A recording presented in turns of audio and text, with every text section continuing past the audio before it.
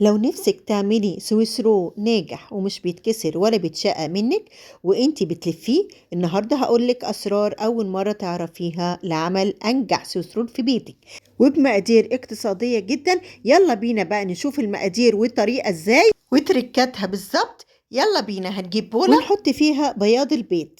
هنفصل البياض عن الصفار في بولة والبياض في بولة تانية. والبيض لازم يكون في حرارة الغرفة، دي نقطة مهمة جدا. والبيض يكون الست بيضات يكون كبار، لو صغير يبقى 7 بيضات.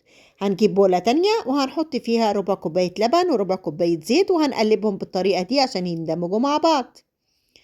في نفس الوقت هنحط بقى صفار البيض وهنحطه كله، ما نخليش ولا نقطة في البولة لأن ده بيفرق في المقادير. هنقلب بقى كله مع بعض بالطريقة دي وهنحط معاها شوية فانيليا. الفانيليا انا حطيتها سايلة، انت ممكن تحطي سايلة ممكن تحطي خام، بس خلي بالك من الخام عشان بتمرر الحلويات. وتابعوا معايا الفيديو للنهاية عشان اقول لكم سر من اسرار نجاح السويس رول. هنجيب بقى كوباية ونص دقيق الا معلقة، وهنحط بدال المعلقة دي نشا. بعد كده هننخله، لو انت ما عندكيش المنخل ده ممكن تدخليه بصفايه عاديه. هنقلب بقى الدقيق مع المواد السائله لحد ما تبقى بالمنظر ده. في نفس الوقت هنجيب بوله صغيره ونحط فيها معلقتين كاكاو ونحط عليهم شويه ميه صغيره ونعجنهم، هيبقوا بالمنظر ده. هنجيب بياض البيض ونحط عليه معلقه صغيره من الخل وهنضربه بالطريقه دي لحد ما يعمل رغاوي.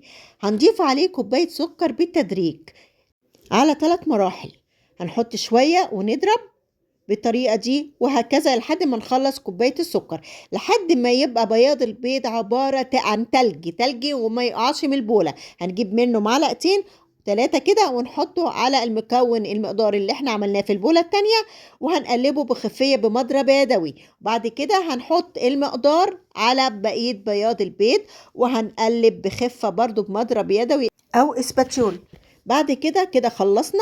هنحط بقى اخر حاجة معلقة بيكنج باودر صغيرة مليانة وهنقلب بالطريقة دي. هنجيب بقى ربع المقدار من المقدار الابيض اللي هو السويسرول الابيض وهنحطه على الكاكاو اللي احنا عملناها وهنبتدي نقلب فيها لحد ما تندمج ببعض. انا عايزة مقدار صغير منه، بس انا مش عايزة نص المقدار او مقدار كبير، وانت هتعرفوا ليه دلوقتي. خلاص كده هنجيب بقى صينية مدهونة بالسمن كويس جدا وعليها ورقة زبدة برضو مدهونة كويس جدا عشان ما يلزقش فيها سويس رول، لان ورق الزبدة الايام دي بيبقى مش كويس وبتلزق فيه الحاجات. اوكي، مش زي الاول كان بيبقى جميل وما بتلزقش فيه حاجة خالص. خلاص فردناه. هنجيب بقى اللون البني او السويس رول البني، هنحط فيه جيب الحلواني وهنعمل خطوط بالمنظر ده، خطوط فقط. احنا ما حطيتهوش مرة واحدة. عشان ليه؟ عشان تعرفوا دلوقتي هو ليه. بعد كده بالراحة كده وهنساوي بخفة عشان ما يدخلش جوه السويس رول الابيض ويتلخبط مع بعض. عشان كده بقول نعمل خطوط بالعجينة البني ونعمل بقى الحركة دي اللي احنا عملناها في العجينة. ليه؟ عشان يطلع بالمنظر الجميل اللي انتوا شفتوه في اول الفيديو. هنا بقى هنجيب فوطة مبلولة ومعصورة كويس جدا نحط عليها ورقة زبدة وهنرش رشة سكر بودرة وهنطلع السويس رول من الفرن بعد ما حطيناه على درجة 180 ولمدة 10 دقايق أو ربع ساعة لحد ما يستوي، وهنحطه على ورقة الزبدة اللي عليها السكر وهو سخن بالطريقة دي. بعد كده هنجيب مربى وهندهن كل سويس رول بالمربى. انا كان عندي مربى فراوله حطيتها على النار تدفى شويه عشان تلين. بعد كده هكسي بيها السويس رول واسويها زي ما انتوا هتشوفوا دلوقتي بالاسباتيولا كده ونساوي لحد ما نخليها تملأ السويس رول. والمربى ما تكونش كتيره قوي. ليه بقى؟ يا دوبك لدرجه انها تبقى مسطحه خالص عشان لما تيجي تلف السويس رول ما تطلعش منه. فاهمين قصدي؟ وطعمها هيبقى باين وخطير. بعد كده هنقطع الأطرف بسكينة حامية كده عشان نساوي السويس رول ويبقى شكله جميل ومظبوط.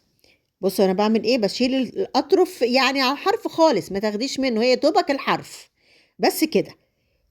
وهنبتدي بقى نلفه بالطريقة اللي انتوا هتشوفوها دلوقتي. هنا بقى هشيل الأطرف اللي احنا شلناها دي، احنا بناكلها عادي طبعا مفيش حاجة بتترمي. بعد كده هنلف بقى بالعرض بالطريقة دي.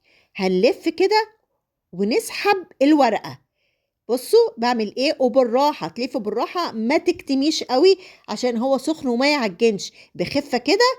وتظبطي كده وتشدي الورقه. ليه احنا بقى بنشد الورقه دي؟ عشان لما نيجي نفكها نعرف نفكها تتفك بسرعه، ما تدخلش جوه. عشان انت لو ما عملتيش الحركه دي وشديتي الورقه هتدخل جوه لفه السويسرو، مش هتعرفي تطلعيها. بص انا عملت ايه، بسم الله ما شاء الله، لفيت لفه كويسه جدا، ما فيهاش اي حاجه على فكره، سهله جدا ما فيهاش حاجه خالص. بص انا بظبط ازاي، وبالراحه كده بضغط. هبتدي بقى الف عليها الفوطه المبلوله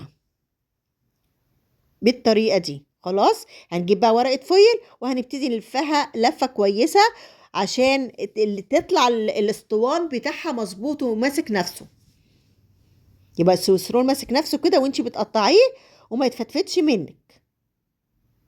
خلاص كده هنحطه في التلاجة بقى لمدة ساعة. هنطلعه من التلاجة بقى، هيبقى كده بسم الله ما شاء الله. هتشوفوه عامل دلوقتي ازاي. هنبتدي بقى اهم حاجة، هنشيل الورقة. بص اتشالت بسرعة ازاي اهي، اتشالت بسرعة، لا داخلة جوه اللفة ولا حاجة اهي، اتشالت بسرعة خالص.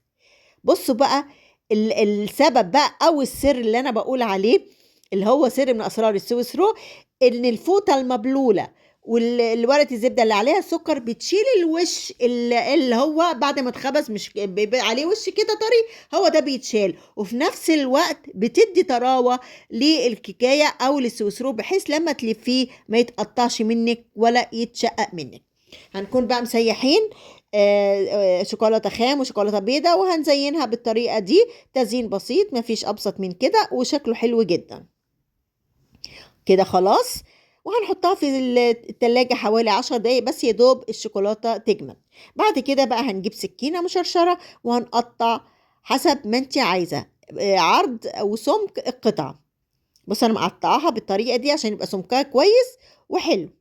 انت عايزة تقطعي ارفع من كده قطعي، عايزة تقطعي اتخن من كده او اعرض من كده قطعي، بس هو ده العرض والتخن المطلوب في قطعة السويس روم.